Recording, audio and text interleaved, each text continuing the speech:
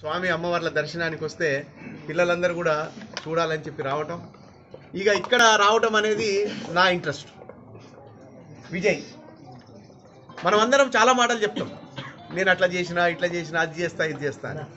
కానీ విజయ్ ఎవరికి ఏం చెప్పకుండా చేసిన హీరో అన్నది.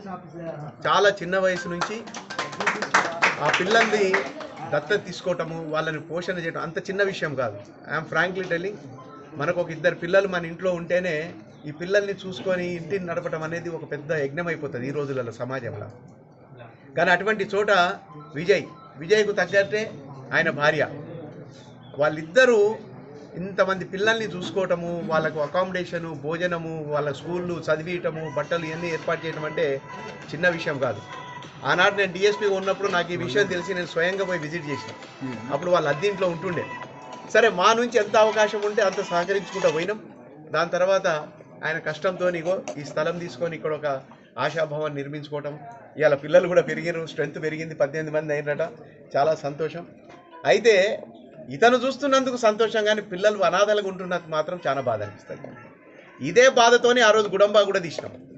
నేను పల్లెల్లో తండాల్లో తిరుగుతుంటే ఆనాడు కూడా ఒక 25-30 సంవత్సరాల్లో ఒక అమ్మాయి పిల్లగాని సంకల పెట్టుకొని వితంతు పెన్షన్ తీసుకుండేది. అసలు ఎంత బాధ అనిపించేదంటే, ఏదో ఒక 60-70 సంవత్సరాలు వచ్చిన తర్వాత ఒక ఆడ మనిషి వితంతు అయింది, భర్త చచ్చిపోతే అంటే దాన్ని అర్థం చేసుకోవచ్చు.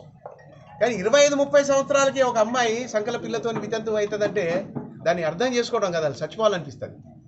ఆనాడు అది చూసిన తర్వాతనే ఆ విషయాన్ని తీయాలనుకున్నాం.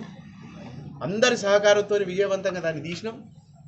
ఇవాళ మరి ఎట్లుందో పరిస్థితి నాకు తెలియదు, కానీ మేమున్న నాడైతే అది లేకుండే మంచిగా ఉన్నది. అందరూ సహకరించారు.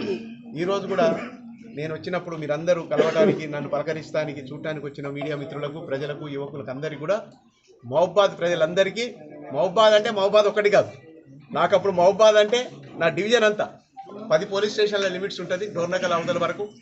అందరికి కూడా కృతజ్ఞతలు, ధన్యవాదాలు. Thank you so much.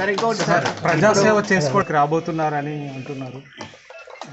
Yeah, ప్రజాసేవ చేయటం అనేది ఒక రాజకీయంతో కాదు, జనరల్గా ఎక్కడి నుంచైనా చేయొచ్చు. కాకపోతే ఏంటంటే, మేము పోలీసులో ఉండి కూడా నేను ఎప్పుడు కూడా మేము సర్వీస్ చేస్తామని మాట్లాడతాం. ప్రజలకు చేసే సర్వీసు, రాజకీయాల్లో రావాలి అనేది నా వ్యక్తిగత ఇంట్రెస్ట్. అయితే ఇప్పుడు యూనిఫామ్ వేసుకొని నేను డ్యూటీ చేస్తాను కాబట్టి నేను రాజకీయాల గురించి మాట్లాడకూడదు, కానీ ప్రయత్నం చేస్తున్నా. నాకు లాస్ట్ ఇయర్ ఏప్రిల్కు నా రిటైర్మెంట్ ఏజ్ అయిపోయింది వాస్తవంగా. నిజంగా కనుక ఆ 3 సంవత్సరాలు పెంచి ఉండకపోతే ఇవాళ రిటైర్డ్ ఎస్పీగా మీ ముందు ఉంటుండే. కానీ ఇప్పుడు ఎస్పీగా ఉన్నా అంటే ఒక 3 ఇయర్స్ పెరిగినాయి. అయితే ఆ పెరిగిన 3 సంవత్సరాలు నాకు అవసరం లేదని చెప్పని నేను లాస్ట్ ఇయరే వాలంటీర్ రిటైర్మెంట్కు అప్లై చేసిన. సరే, నాకు రిజెక్ట్ అయింది, అప్లికేషన్ కాలేదు. నేను మళ్ళీ కూడా అప్లై చేసిన. ఇక నాకు దీంట్లో చాలు, అప్పటికి 57 సంవత్సరాలు అంటే 34 ఇయర్స్ పైనే చేసినాం సర్వీసు, చాలా అనిపించింది. ఇప్పుడు మొన్న జనవరికి 35 ఇయర్స్ కంప్లీట్ అయినాయి.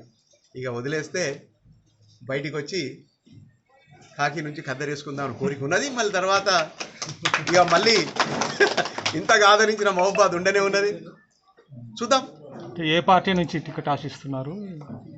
నేను అనుకోవటం అయితే నా వ్యక్తిగతంగా కాంగ్రెస్ పార్టీ అనుకుంటున్నా. అంటే జనరల్గా నా యొక్క అభిప్రాయం ఏంటంటే, ఆకాశం అంతా కృషి చేసిన, అనంతమైన అర్హత ఉన్న ఆవగింజంత అదృష్టం అయితే ఉండాలి. ఈ ఆవగింజంత అదృష్టం లేదనుకోండి, మనం ఎన్ని చేసినా మనకి ఎన్నున్నా వేస్ట్, వెలుగులోకి రావు. ఓకే, సరే, అది కనుక సక్సెస్ అయితే చూద్దాం. ఇప్పుడైతే అనుకుంటున్నాం కదా, యూనిఫామ్లో ఉన్నంత వరకు యూనిఫామ్ పని చేయాలి, యూనిఫామ్ తీసేసినాక వేరే పని చేయాలి. టికెట్ రాకపోతే స్వతంత్రంగా పోటీ చేస్తారు? అట్లేం లేదండి, మనకంత సినిమా లేదు. స్వతంత్రంగా చేయాలి అట్లేం లేదు.